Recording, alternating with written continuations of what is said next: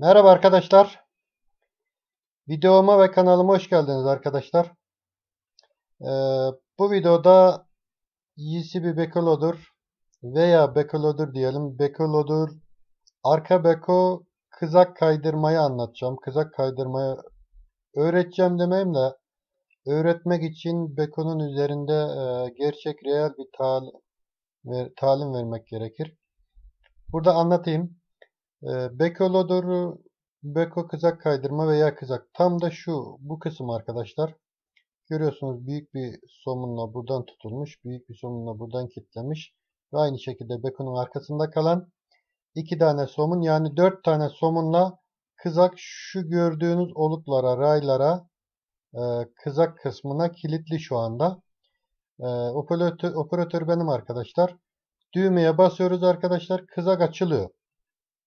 Ondan sonra düğmesi var biliyorsunuz bunun.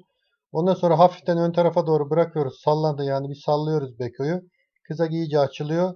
Sonra da arkadaşlar misal örnek veriyorum. Bu eski model bir makine olduğu için biraz sıkıntılı kayıyor. Ben o yüzden uzatmadan falan yardım alarak bir yere dayarak kaydırıyorum. Şimdi birlikte arkadaşlar nasıl kayar kaydırmayı izleyelim mi? Oynatalım. Böyle oynattık arkadaşlar. Şu anda kilit açıldı. Ve sol taraftan sağ tarafa götürmemiz gerekiyor arkadaşlar. Görüyorsunuz kayarak gidiyor.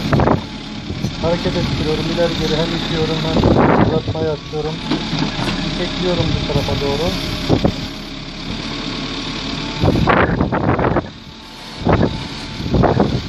İyice sonuna kadar itekliyorum arkadaşlar. Evet, sona dayadı. Şimdi şu anda düğmeye bastım. En sağda kızağı olduğu yere kilitledim arkadaşlar. Evet arkadaşlar şöyle yapalım. Oynatalım tekrar. Görüyorsunuz en sağa buraya arkadaşlar kızağı kilitledim. Sol taraftan sağ aldım. Arkadaşlar çalıştığınız yere göre, işe göre solda çalışmanız gerekirse sağdaysa sola kaydırmak zorundasınız. Kanallarda en çok lazım olur. Bazen pozisyon alamazsınız. Solda iş vardır, sağdadır kızak, sola almak zorundasınız. Ya da sağda iş vardır, soldadır kızak, sağa almak zorundasınız arkadaşlar. Bu gibi durumlarda kaydırmanız gerekiyor. İşte bu şekilde arkadaşlar. Kızağın öncelikle kilidini açıyorsunuz. Sonra da kovanızın ucunu veya bekonuzun ucunu herhangi bir yere dayayıp ters istikamete doğru dayayıp arkasına doğru iteceksiniz arkadaşlar. Sağa veya sola alacaksınız. Beko loader'larda kızak kayma işlemi budur arkadaşlar. Kolay gelsin. Başka bir videoda buluşuruz inşallah.